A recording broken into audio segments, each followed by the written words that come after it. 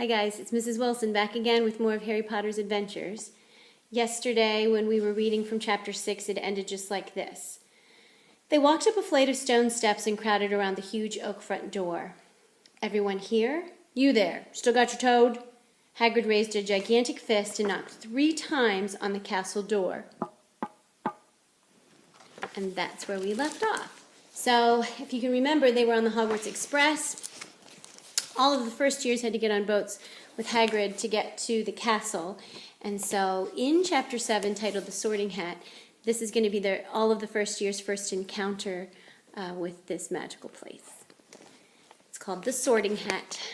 The door swung open at once. A tall, black-haired witch in emerald green robes stood there. She had a very stern face, and Harry's first thought that this was not someone to cross. "First years, Professor McGonagall," said Hagrid. "Thank you, Hagrid. I will take them from here." She pulled the door wide. The entrance was so big you could have fit the whole of the Dursleys' house in it. The stone walls were lit with flaming torches like the ones at Gringotts. The ceiling was too high to make out, and a magnificent marble staircase facing them led to the upper floors. They followed Professor McGonagall across the flagstone floor. Harry could hear the drone of hundreds of voices from a doorway to the right. The rest of the school must already be here, but Professor McGonagall showed the first years into a small empty chamber off the hall. They crowded in, standing rather closely together than they would have usually done, peering about nervously. "Welcome to Hogwarts," said Professor McGonagall. "The start of term banquet will begin shortly, but before you take your seats in the Great Hall, you will be sorted into your houses. The sorting is a very important ceremony because while you are here, your houses will be something like your family within Hogwarts. You will have classes with the rest of your house, sleep in your house dormitory, and spend free time in your house common room. The 4 houses are called Gryffindor, Hufflepuff, Ravenclaw, and Slytherin. Each house has its own noble history, and each has produced outstanding witches and wizards. While you are at Hogwarts, your triumphs will earn you house points, while any rule-breaking will lose house points. At the end of the year, the house with the most points is awarded the Cup House, or the House Cup, a great honor. I hope each of you will be a credit to whichever house becomes yours. The sorting ceremony will take place in a few minutes in front of the rest of the school. I suggest you all smarten yourselves up as much as you can while you're waiting." Her eyes lingered for a moment on Neville's cloak, which was fastened under his left ear, and on Ron's smudged nose. Harry nervously tried to flatten his hair.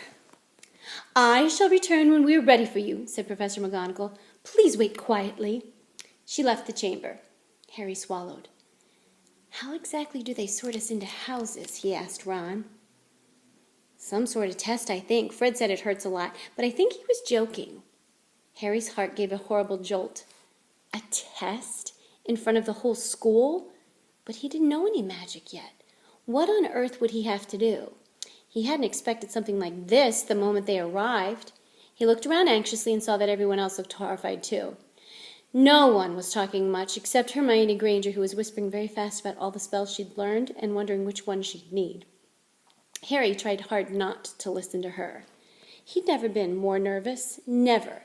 Not even when he'd had to take a school report home to the Dursleys saying he'd somehow turned his teacher's wig blue. He kept his eyes fixed on the door. Any second now, Professor McGonagall would come back and lead him to his doom. Then something happened that made him jump about a foot in the air. Several people behind him screamed. "What the?" he gasped. So did the people around him. About 20 ghosts had just streamed through the back wall. Pearly white and slightly transparent, they glided across the room, talking to one another and hardly glancing at the first years. They seemed to be arguing.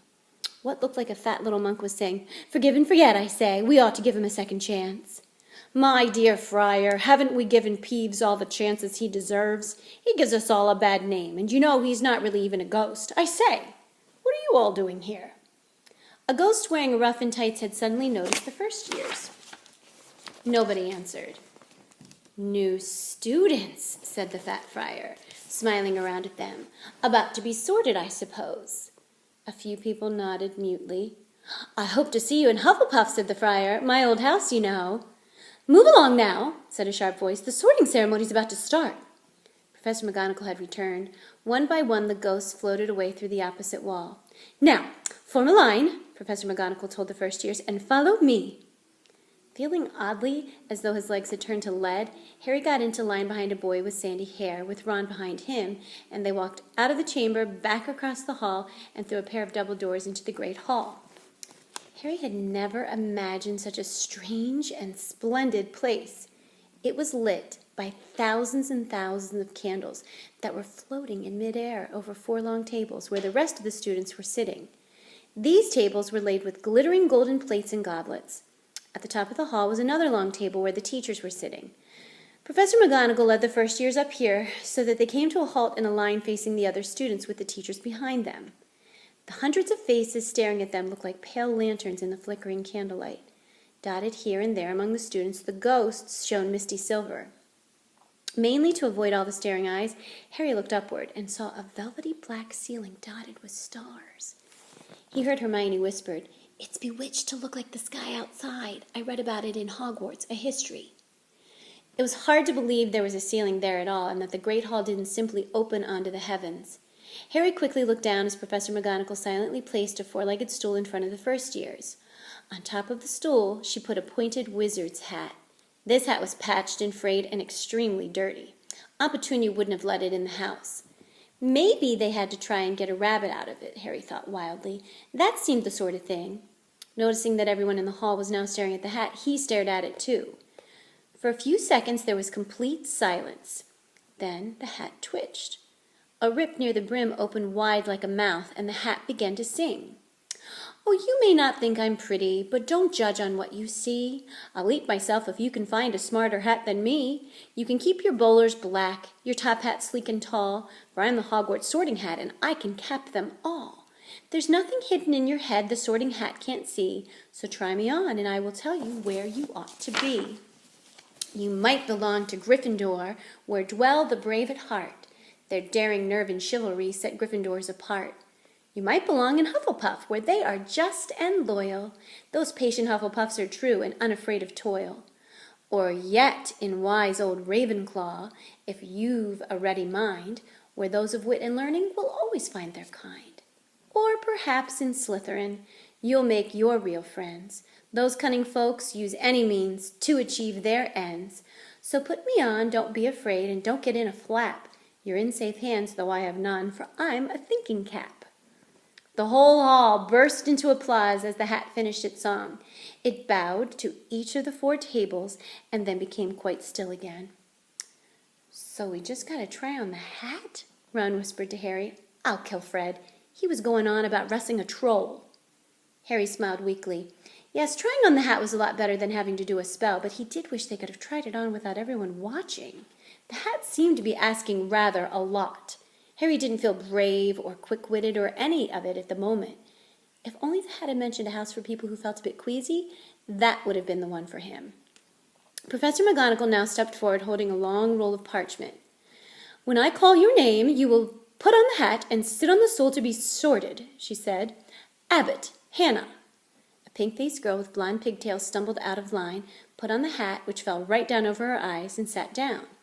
A moment's pause. "Hufflepuff!" shouted the hat. The table on the right cheered and clapped as Hannah went to sit down at the Hufflepuff table. Harry saw the ghost of the fat friar waving merrily at her. "Bones, Susan!" "Hufflepuff!" shouted the hat again, and Susan scuttled off to sit next to Hannah. "Boot, Terry!" "Ravenclaw!" The table's second from the left clapped this time. Several Ravenclaws stood up to shake hands with Terry as he joined them. Brocklehurst Mandy went to Ravenclaw too, but Brown Lavender became the first new Gryffindor, and the table on the far left exploded with cheers. Harry could see Ron's twin brothers catcalling. Bulstrode Millicent then became a Slytherin. Perhaps it was Harry's imagination after all he'd heard about Slytherin, but he thought they looked like an unpleasant lot. He was starting to feel definitely sick now. He remembered being picked for teams during gym at his old school. He'd always been last to be chosen, not because he was no good, but because no one wanted Dudley to think they liked him. "Finch Fletchley, Justin." "Hufflepuff." Sometimes Harry noticed the hat shouted out the house at once, but at others it took a little while to decide. Finnegan Seamus, the sandy-haired boy next to Harry in line, sat on the stool for almost a whole minute before the hat declared him a Gryffindor. "Granger, Hermione." Hermione almost ran to the stool and jammed the hat eagerly on her head. "Gryffindor!" shouted the hat. Ron groaned. A horrible thought struck Harry, as horrible thoughts always do when you're very nervous. What if he wasn't chosen at all? What if he just sat there with the hat over his eyes for ages until Professor McGonagall jerked it off his head and said there had obviously been a mistake and he'd better get back on the train? When Neville Longbottom, the boy who kept losing his toad, was called, he fell over on his way to the stool. The hat took a long time to decide with Neville. When it finally shouted Gryffindor, Neville ran off, still wearing it, and had to jog back amid gales of laughter to give it to McDougal Morag. Malfoy swaggered forward when his name was called and got his wish at once. The hat had barely touched his head when it screamed, Slytherin! Malfoy went to join his friends, Crabbe and Goyle, looking pleased with himself. There weren't many people left now. Moon, Knot, Parkinson, then a pair of girls, Patil and Patil, then Perk, Sally Ann, and then at last, Potter, Harry. As Harry stepped forward, whispers suddenly broke out like little hissing fires all over the hall. Potter, did she say? The Harry Potter? The last thing Harry saw before the hat dropped over his eyes was the hall full of people craning to get a good look at him. Next second, he was looking at the black inside of the hat. He waited. Said a small voice in his ear. Difficult. Very difficult. Plenty of courage, I see. Not a bad mind, either. There's talent, oh my goodness, yes, and a nice thirst to prove yourself. Now that's interesting. So where shall I put you? Harry gripped the edges of the stool and thought, not Slytherin, not Slytherin. Not Slytherin, eh? Said the small voice. Are you sure? You could be great, you know. It's all here in your head, and Slytherin will help you on your way to greatness. No doubt about that. No? Well, if you're sure, better be Gryffindor. Harry heard the hat shout the last word to the whole hall. He took off the hat and walked shakily toward the Gryffindor table. He was so relieved to have been chosen and not put in Slytherin, he hardly noticed that he was getting the loudest cheer yet. Percy the prefect got up and shook his hands vigorously while the Weasley twins yelled, We got Potter! We got Potter! Harry sat down opposite the ghost in the ruff he'd seen earlier. The ghost patted his arm, giving Harry the sudden horrible feeling he'd just plunged it into a bucket of ice-cold water. He could see the high table properly now. At the end nearest him sat Hagrid, who caught his eye and gave him the thumbs up. Harry grinned back, and there in the center of the high table, in a large gold chair, sat Albus Dumbledore. Harry recognized him at once from the card he'd gotten out of the chocolate frog on the train. Dumbledore's silver hair was the only thing in the whole hall that shone as brightly as the ghost's. Harry spotted Professor Quirrell, too, the nervous young man from the leaky cauldron. He was looking very peculiar in a large purple turban. And now there were only 3 people left to be sorted. Thomas Dean, a boy even taller than Ron, joined Harry at the Gryffindor table. Turpin Lisa became a Ravenclaw, and then it was Ron's turn. He was a pale green by now.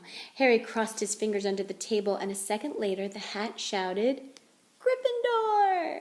Harry clapped loudly with the rest as Ron collapsed into the chair next to him. Well done, Ron. Excellent, said Percy Weasley pompously across Harry as Zabini Blaze was made a Slytherin.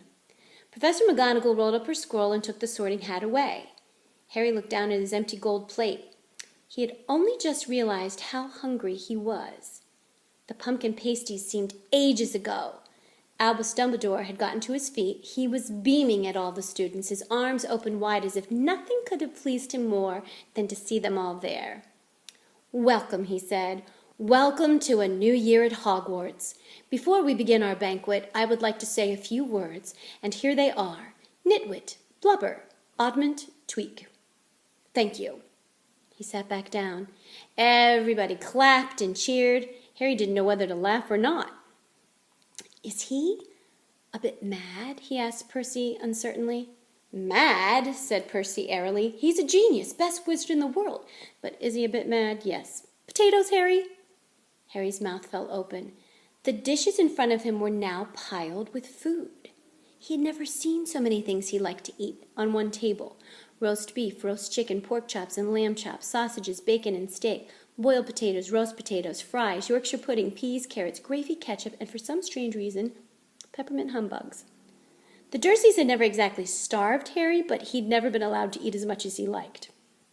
Dudley had always taken anything that Harry really wanted, even if it made him sick. Harry piled his plate with a bit of everything except the peppermints and began to eat. It was all delicious. "That does look good," said the ghost in the rough sadly, watching Harry cut up his steak.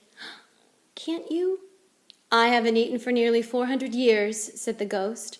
"I don't need to, of course, but one does miss it. I don't think I've introduced myself. Sir Nicholas de Mimsy Porpington at your service, resident ghost at Gryffindor Tower." "I know who you are," said Ron suddenly. "My brothers told me about you. You're Nearly Headless Nick." "I would prefer you to call me Sir Nicholas de Mimsy," the ghost began stiffly, but sandy-haired Seamus Finnegan interrupted. "Nearly headless? How can you be nearly headless?" Sir Nicholas looked extremely miffed, as if their little chat wasn't going at all the way he wanted. "Like this," he said irritably. He seized his left ear and pulled. His whole head swung off his neck and fell onto his shoulder as if it was on a hinge. Someone had obviously tried to behead him, but not done it properly.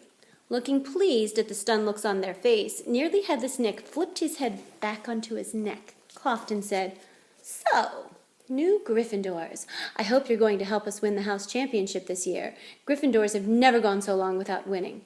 Slytherins have got the cup 6 years in a row. The bloody Baron's almost becoming unbearable. He's the Slytherin ghost."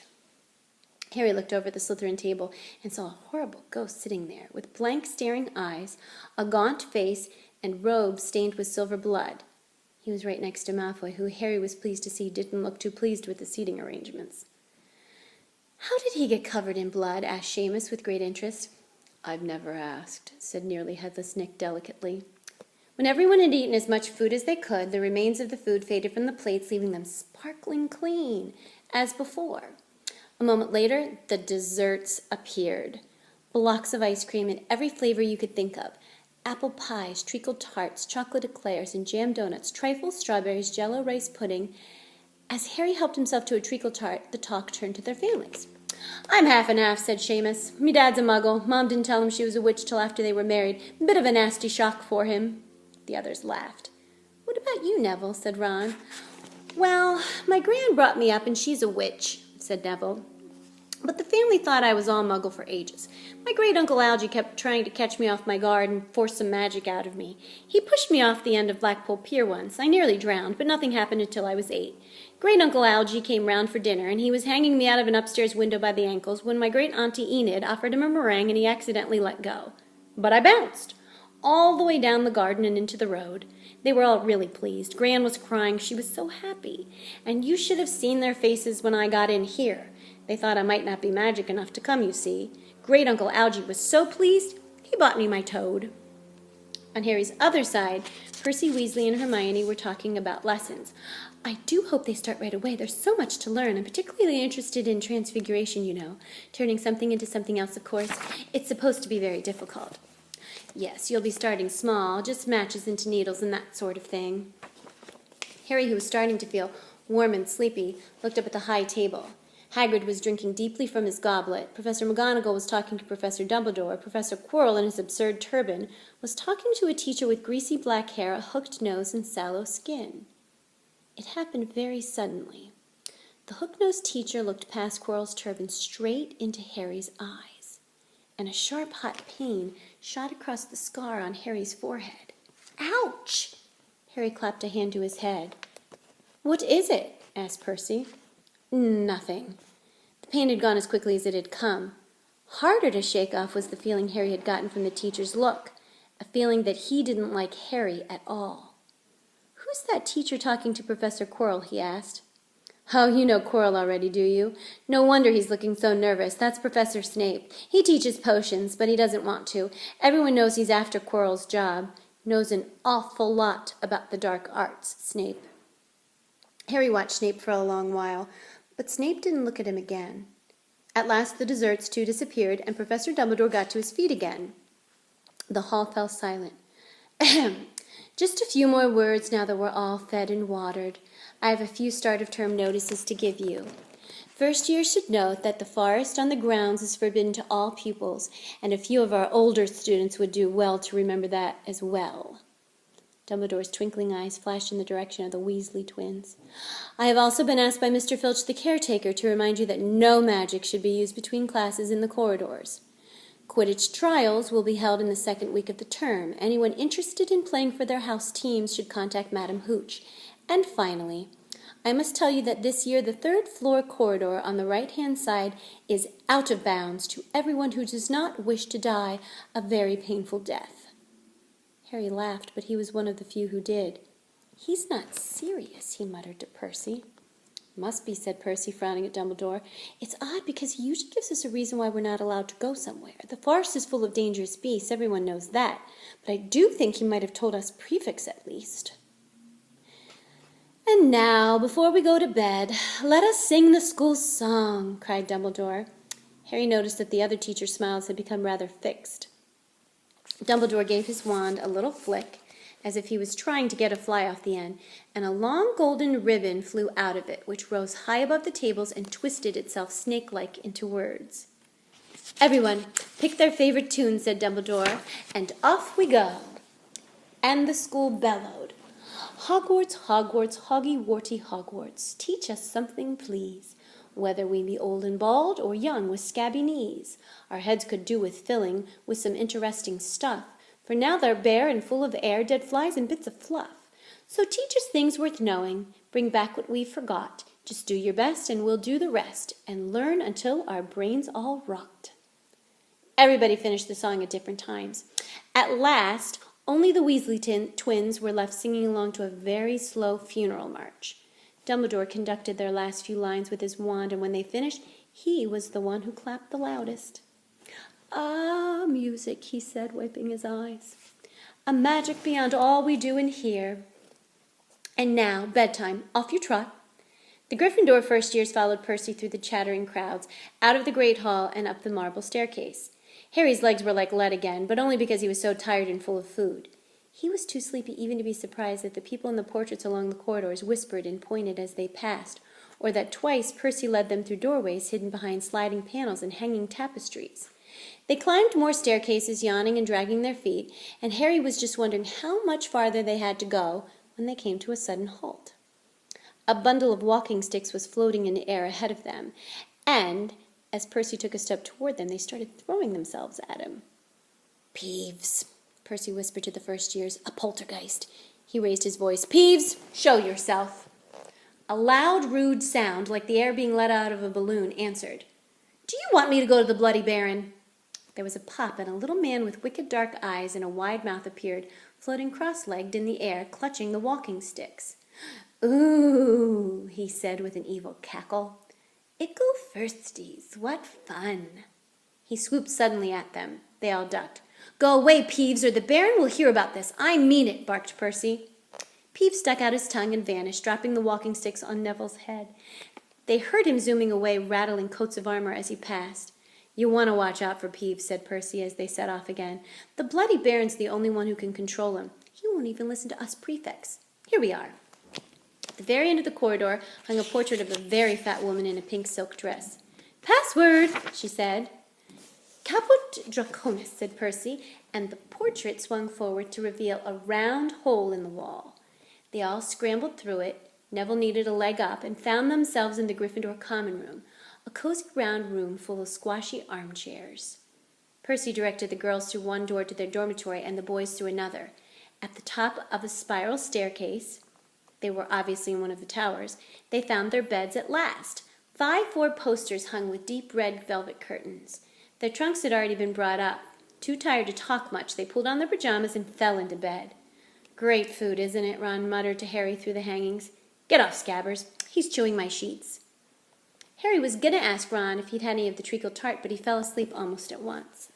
Perhaps Harry had eaten a bit too much, because he had a very strange dream. He was wearing Professor Quirrell's turban, which kept talking to him, telling him he must transfer to Slytherin at once because it was his destiny. Harry told the turban he didn't want to be in Slytherin. It got heavier and heavier.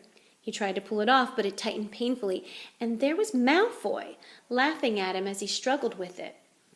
Then Malfoy turned into the hook-nosed teacher Snape, whose laugh became high and cold. There was a burst of green light, and Harry woke, sweating and shaking. He rolled over and fell asleep again, and when he woke the next day, he didn't remember the dream at all. And that is the end of Chapter 7. So on deck for tomorrow is Chapter 8, titled The Potions Master, who we were just introduced to, Professor Snape. So it's going to be more about him, but it's also where, if you were in my class, we left off. So starting with tomorrow, we'll be picking up where we left off. But it's been a nice review of all the things that have happened up to this point. So missing you guys, with you in spirit still, and can't wait to read to you guys again. Take care.